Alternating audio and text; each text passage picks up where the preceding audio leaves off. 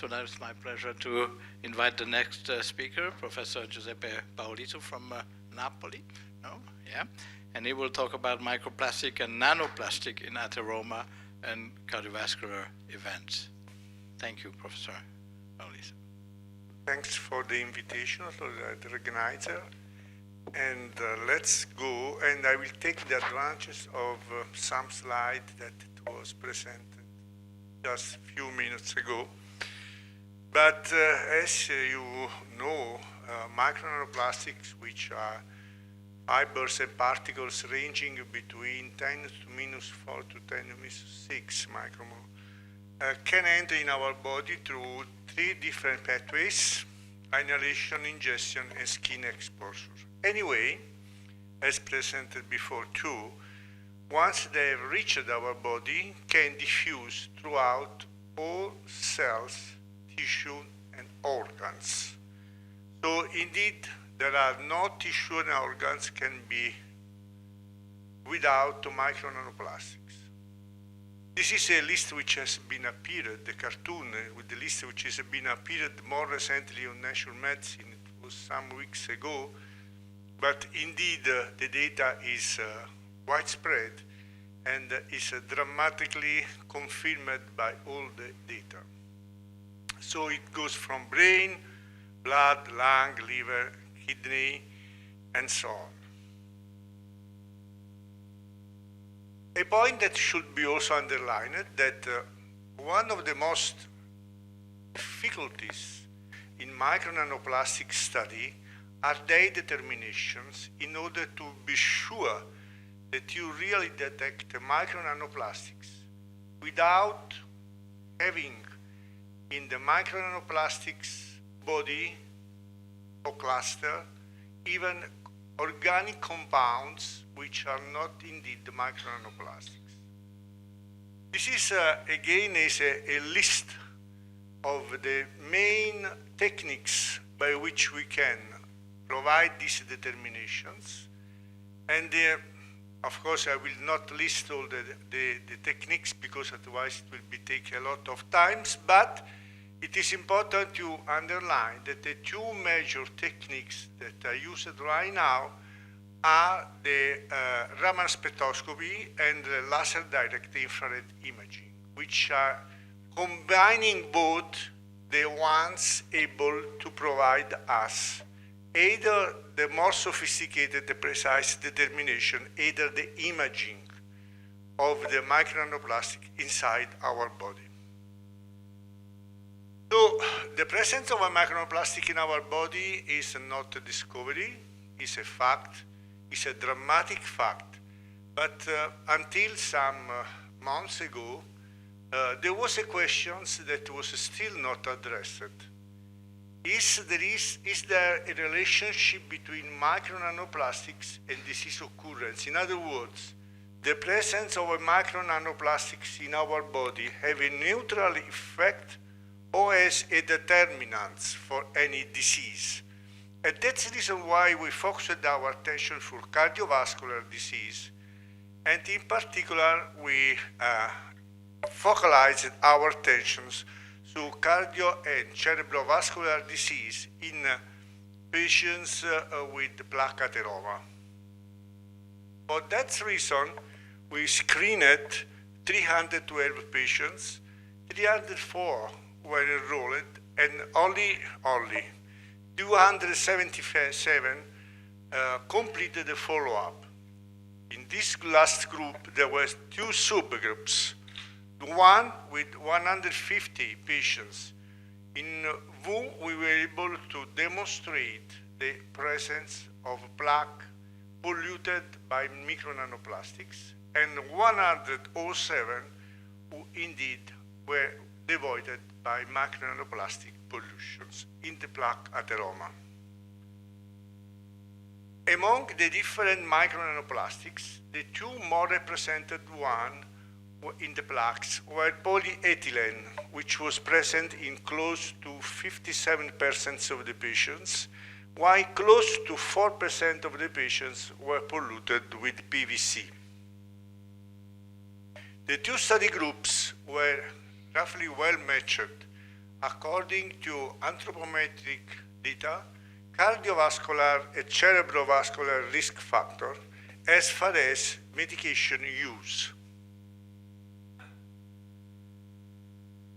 All patients need, independently of the study, to be treated by endoarterectomy in order to prevent acute cerebrovascular disease. So we asked to the neurosurgery or vascular surgery to provide us the plaque of these patients which were anyway submitted to this kind of invasive treatment. And the plaque were treated by pyrolysis gas chromatography mass spectrometry in order to analyze the chemical composition of micronanoplastics, stable isotope analysis to trace the origin and the pathways of micronanoplastics.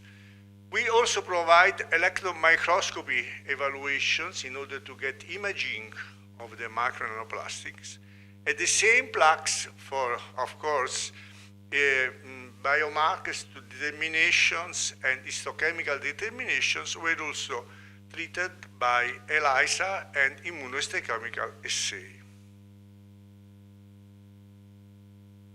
This is a cartoon of the plaques that we got, but this is the E-square, the most important imaging that we are able to get and by which we are able to publish this paper on New England Journal of Medicine.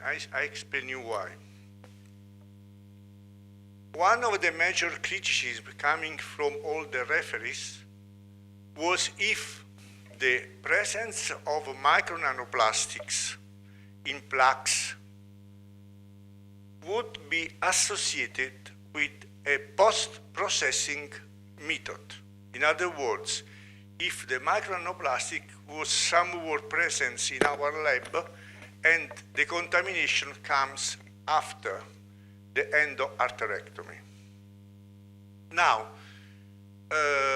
we do not have a free lab, micronanoplastic free lab, but we used a free nanoplastic procedures, free plastic procedures. The E-square show that the micronanoplastics were inside macrophages, which means that the macrophages was still living. And so the presence of micronanoplastic inside the macrophages excluded that the contamination could be present when the plaque was treated in the lab. Indeed, we also have, close to A, outside macrophages, a further evidence of micronanoplastics in the plaque, but outside of macrophages.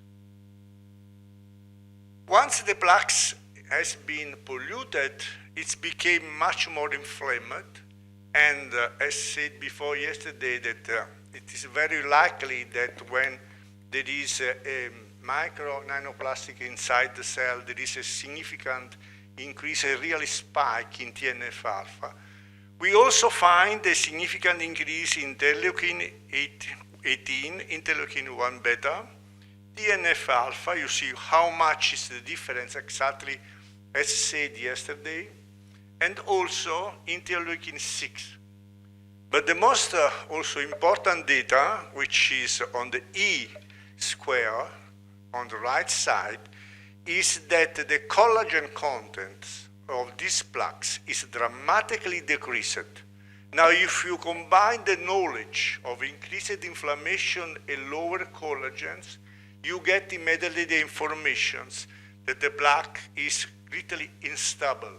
And being unstable can be broken, and the debris could be in the bloodstream and go to make occlusion in very small vessels, which are distant, of course, from the origin site. And among those small vessels, of course, one cannot exclude that the small vessels are sited at myocardial and brain levels. And indeed, for that reasons, we followed our patients with the primary endpoint, which was made up by composite non-fatal myocardial infarction, non-fatal stroke, or death from any cause for 3.5 years.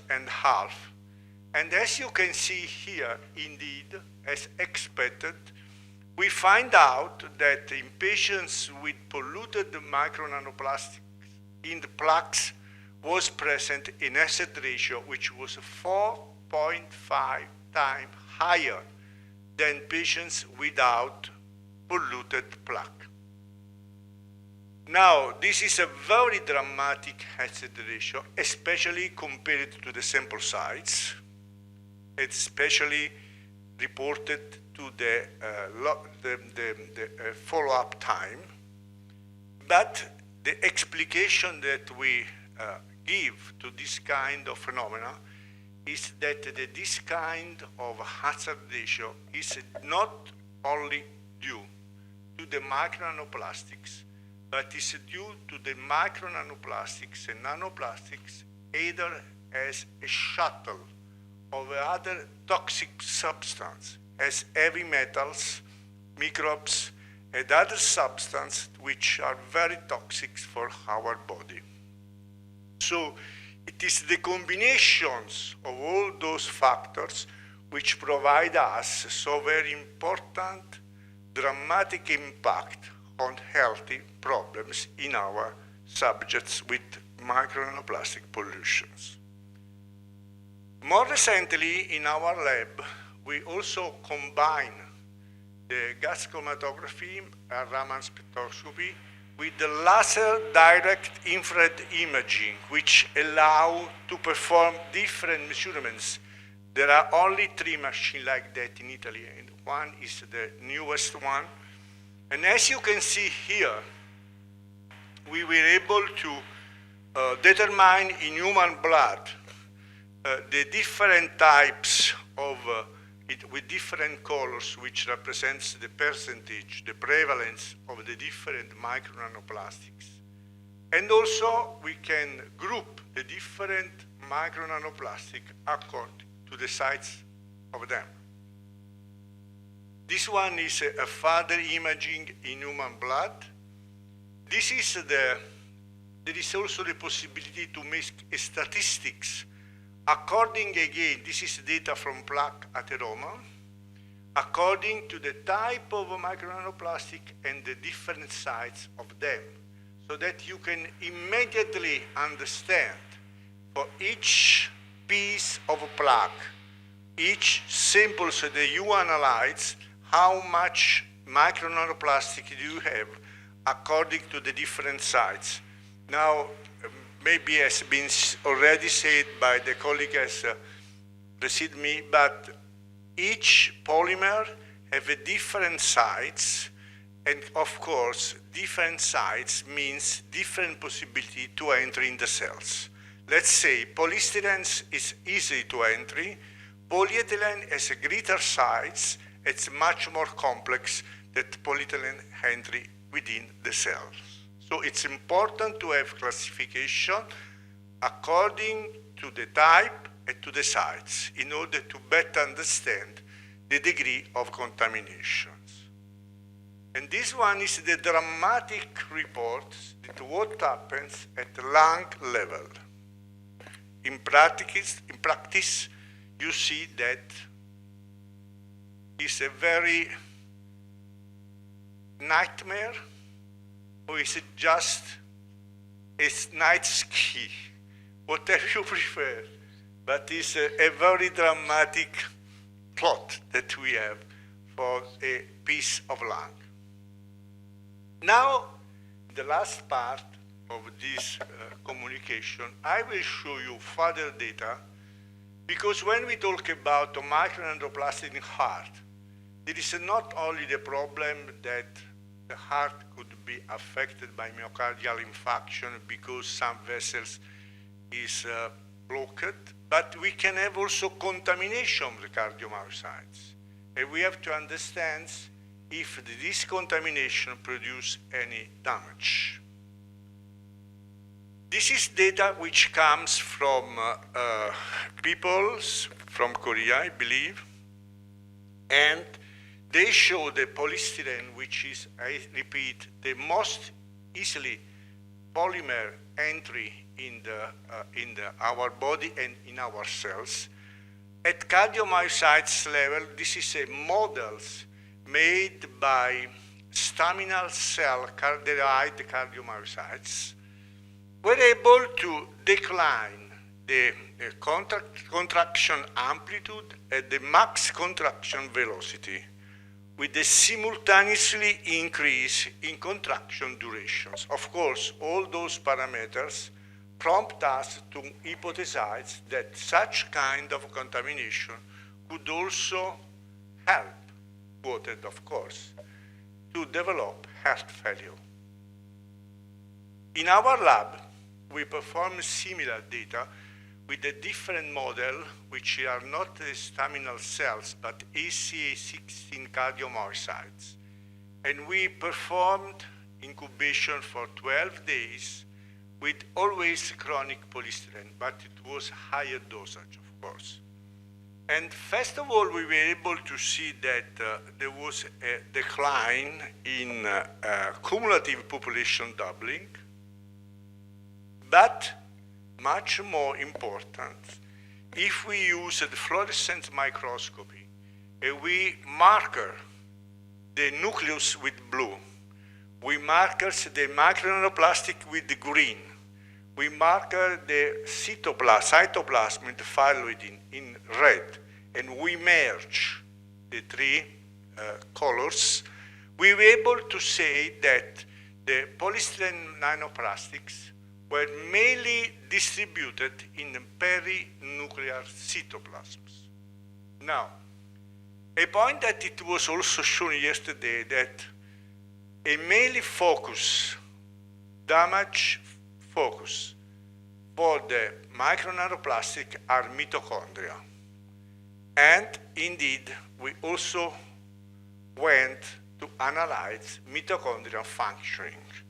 We performed a series experiments by which we were able to analyze in this group of cells what happens when we look to the mitochondrial respirations and ATP productions. As you see in this slide, it's unuseful to go into all details, but ATP production was significantly reduced in this group of cells when were exposed to micronanoplastics, while the coupling efficiency was maintained, which means that the mitochondria is not able to produce the energy, but the amount of energy produced is equally utilized by the cells, which of course means that there is an insufficiency of energy of the cells in order to use the ATP for contractions. So the idea of the reduced activity and the idea of a poor respiratory mechanisms seems to prompt to let us to hypothesize that one cardiomyocytes is polluted with the micronanoplastics are much more prone to develop heart failure. So far, in conclusion, we can say the micronanoplastics are present in our body in different tissues and organs, that polluted carotid plaque ateroma is more unstable and more prone to contributing to myocardial infarction and stroke, and finally that in vitro data on AC16 cells seems to demonstrate that the polluted cardiac cells are more prone to develop heart failure with, of course, reduced ejection fraction. Thank you for your attention.